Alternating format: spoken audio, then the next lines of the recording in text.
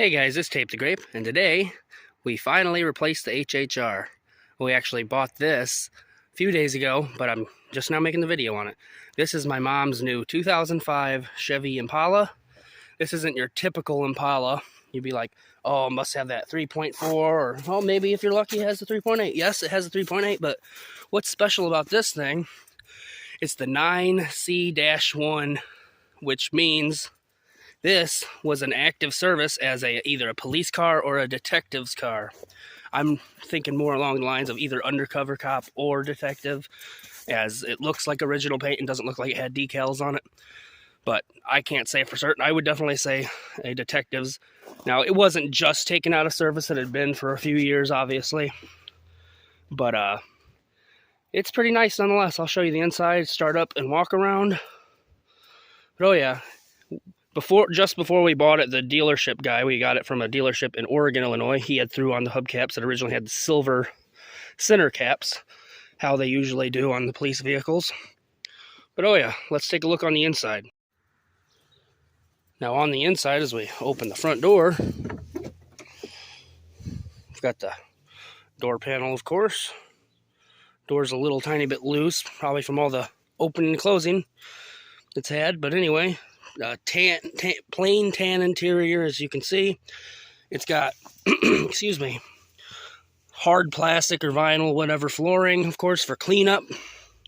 Cloth front seats. Missing the center console, of course, it's a column shift. Excuse me.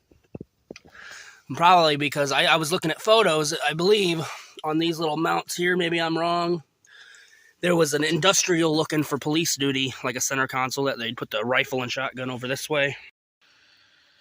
But it is currently not there. Perhaps they kept it for another car, or they just didn't want to give those away with the car. The seats don't look that bad, honestly. Again, cloth front seats with vinyl side bolstering, whatever. Let's take a look at the back now. Let's open up the back.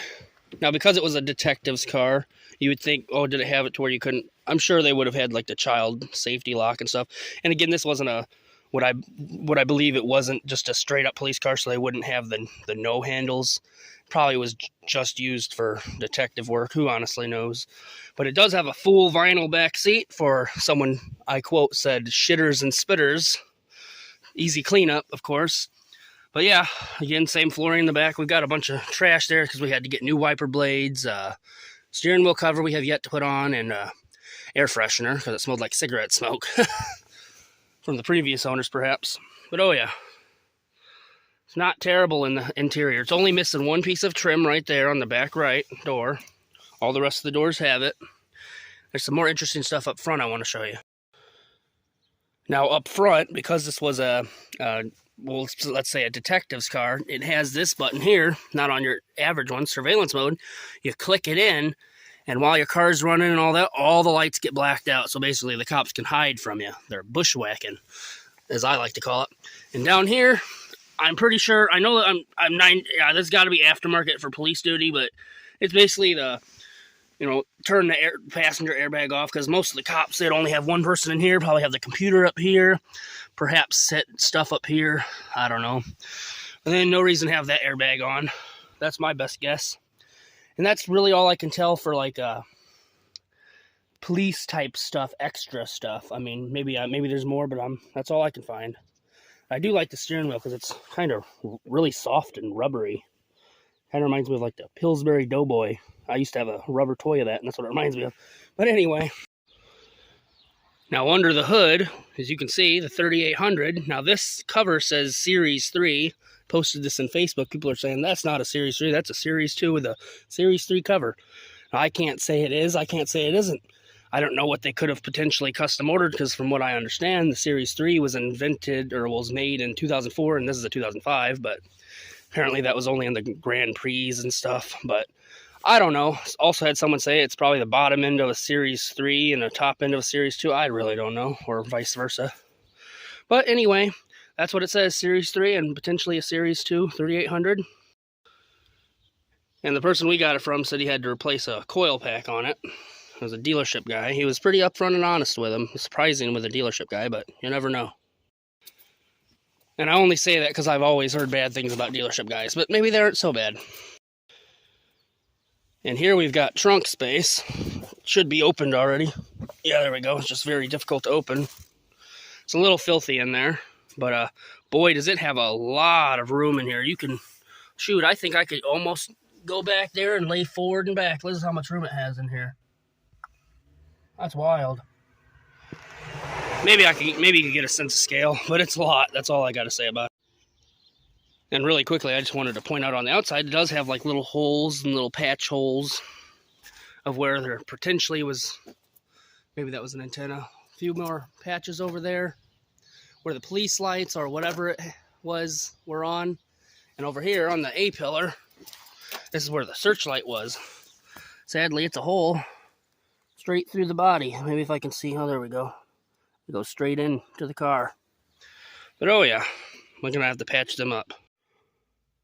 All right, just before I start up, here's the hole from the inside, as you can see. But anyway, let's see how many miles are on it. Wait for it. 245,000 miles. Boy, that's over 250,000 miles. But they say them 3800s can go double that. We'll see. But anyway, I also forgot to mention that this is paired with not the 4T60E, but the upgraded 4T65E transmission, which is heavy duty, plus the extra oil and transmission coolers hooked up to it for police duty. But oh yeah. Now when you start it up, you occasionally have to tap on the accelerator down there. It's probably because it's high mileage, maybe needs a tune-up, something like that, but let's try it. I did not have to step on the accelerator this time, surprisingly. I usually wait 2 seconds if it's going for 2 seconds, then I tap the accelerator, then it starts up, but I didn't have to do it this time. I normally do my startup on the outside. I didn't think about that, but it's a relatively quiet exhaust. It's got a brand new exhaust system on it too, and the underside's not terribly rusty. Structural points are good, but brand new exhaust system from the catalytic converter back, and I think relatively new tires on it, something like that. But it runs pretty good, really, really good. Let me throw my seatbelt on. Forgot to do that already. And I'm gonna do a driver on the block. Give me 1 second. All right, so I'm pretty sure I'm in the snowbank, so I gotta go in reverse first to back out slightly. See, look at that, a strong transmission, because I'm in the snowbank and I didn't even press the accelerator at first, and it just pulled me back. That tells you it's got a decently. I'm not on the accelerator; it's just dragging me.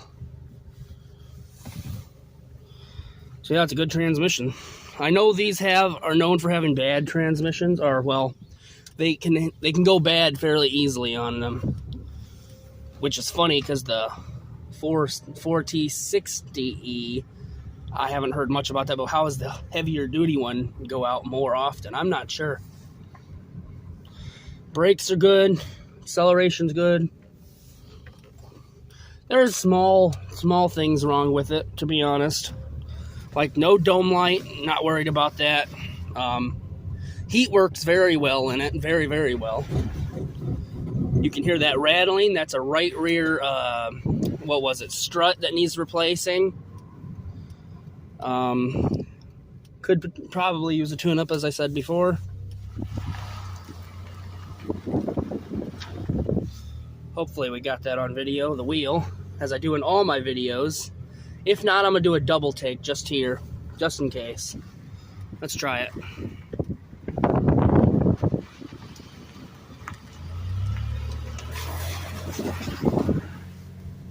Oh yeah. As I said, it runs and drives good. And hey, look, what's in front of me? A newer Impala. You better slow down for me, because oh yeah. Whoops, didn't mean to press the wipers on. Also, it says no seatbelts on. My seatbelt is on. That's weird. As you can see. Let me turn these wipers off now. But yeah, it's got a few warning lights on the dash, but what old car doesn't? You know what I mean? This is a 2005. Shit, my 2000 Mercury Grand Marquis has lights on, and I wish I had a wider angle of driving. I apologize if it's really close, but oh yeah. It drives pretty good though. Yeah, my 2000 Mercury has check engine light and lights on, and surprisingly my 93 Lumina doesn't have a check engine light or anything like that. Probably because it doesn't have enough technology to go wrong in it. Who knows? Again, let me try and get a better angle of this. I'm not going to keep filming for too long, because obviously I don't want the video to be a million years long. But yeah, hopefully you can see that pretty good. Steering's pretty straight too, by the way, as you may be able to see. I'm just going straight down the road and I need to turn left here. Wait for this guy, because I think he's got right of way. Here. Yeah, no, it drives great. We got a deal on it too. Just over $2,000 out the door at the dealership, so it was really cheap. Probably because of the high mileage and well, it was dirty when he got it, but he had his cleaning lady clean it, so that's good. But anyway, let me park this up now. My mom's wanting to get one of those aftermarket center consoles from Walmart. Put in there, I'll have to secure it down with screws probably. But overall, this car is very good. Absolutely good. And like I said, just over $2,000 out the door at the dealership with it. You can't beat it. You really can't. And he threw on the hubcaps. I already mentioned that, I believe. But yeah. Oh yeah. Again, it's rusty. But the underside, the structural points aren't terrible. Let me get you a tiny bit of a look, perhaps. Don't know how well you can see. It's so low to the ground. Let me get down there with you. Yeah, I mean, it's not too bad. As you can see, it's just crusty. As you can see. Whoops. But oh yeah. It's definitely got some years in it left. Hopefully. Should.